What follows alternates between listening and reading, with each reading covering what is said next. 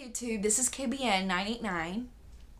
So this time I'm just gonna speak a little bit about my hair history slash journey. So I haven't always been a natural. I've seen other girls that have been natural all their lives. So I just think that rocks. That's awesome. But when I was a little girl, I was born with black, straight hair. I don't know if it was thin or thick, but it was straight and it was black. um, as I was growing into a toddler, my hair started curling, and it was still pretty smooth, but it started curling, and then it started getting frizzy, and it started getting brown too. I'm a natural brunette today. As if you can change that. But yeah, I'm a natural brunette. And when I was like around 3, I started going to the beauty parlor and having my hair done. And that was the first time I actually got like a kiddie relaxer, mild relaxer. And then I relaxed my hair all through when I was 15. So that's a good 12 years of relaxer, one way or another. I remember not wanting to get into the pool because then my hair would look horrible. I remember the trips to the beauty parlor. I remember, I used to roller set my hair and then have it blow dried. So I remember sitting under the hooded dryer and that it was very hot. I got used to all of it. I would see the magazines, look at the magazines, not actually read them, or take a book and read it, or do my homework. I was used to it. And then when I was 15, I was just looking at my growth. It was about time to get a relaxer because I usually did it every 2 months. And I was like, I don't really need a relaxer, so why am I gonna get one? And I just told my mom, like, I don't need a relaxer. Like, look at my roots, you can't see much of a difference. So she did not want me to not relax. She just thought it was a terrible idea because I understand that as a mother, she had to deal with my hair for a long time, and that might be, no, I don't think that might be, I just think that is very frustrating. And her hair wasn't like that. I'm not biracial, but I just had very, very frizzy hair. I still have very, very frizzy hair. And, that it was a battle. I stopped relaxing, but I stopped relaxing most of my hair. I did relax, this part, baby hairs, because they were wavy and they looked terrible whenever like I sweat or something, when I sweated or underneath something like that. And then right here, my crown, which is still like my toughest wave. And instead of roller setting my hair, I started blow drying my hair just to kill the waves that were coming in. And I did that for a good 4 years. When I was 19, I started using flat iron. I had one for a year, but I did not know how to use it. The first time I flat ironed my hair, it took me 3 hours. I have a lot of hair and it was long, but still 3 hours is way too much. It wasn't that bad. It was bad, but it wasn't that bad. And I just started perfecting it, just looking on YouTube, seeing how people did it, seeing how people curled the hair, waved the hair, and I just started doing all that stuff. So I just started taking care of my own hair. I stopped going to the salon and getting my hair done. And there was always this thing in me that I wanted to be independent from.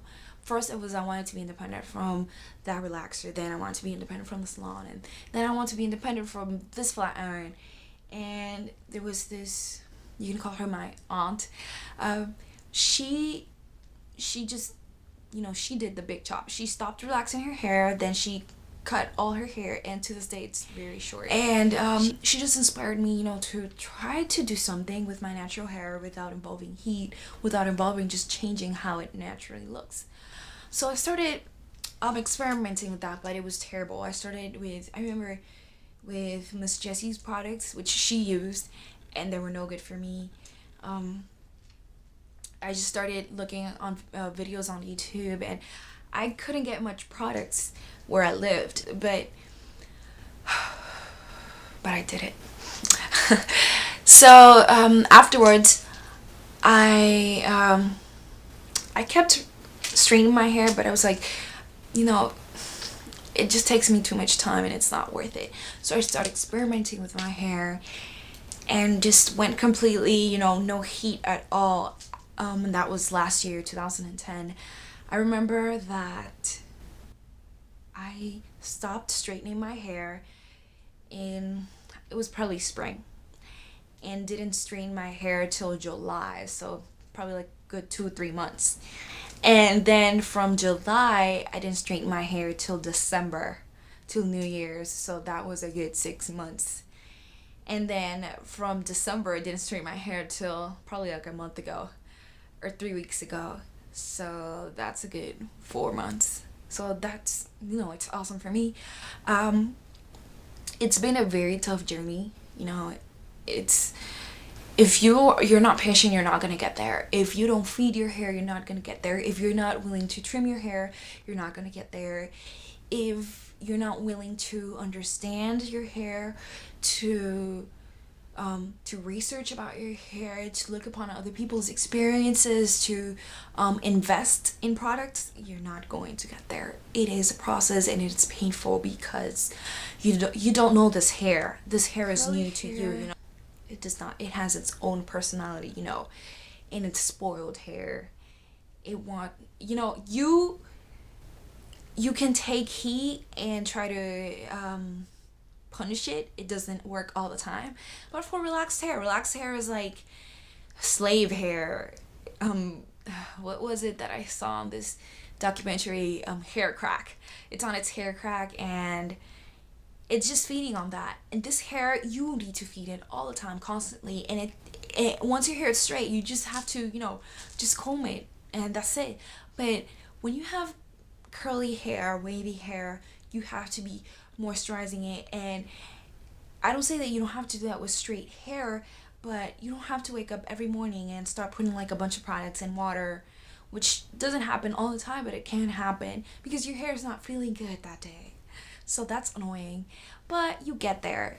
I consider I'm still in that process. I don't think that I'm immune of it. I think I'm getting closer, but I'm just here to, to talk to others about what my experience has been with this type of hair, which I haven't seen much of it in YouTube, and just how I'm going, how I'm getting there, and how I think that I could deal with my hair, compared to people that want to go completely natural, compared to people that they don't care at all, just as long as their hair looks good. So, this is just I don't know how do you call this, a call out to all those naturals. Hang in there.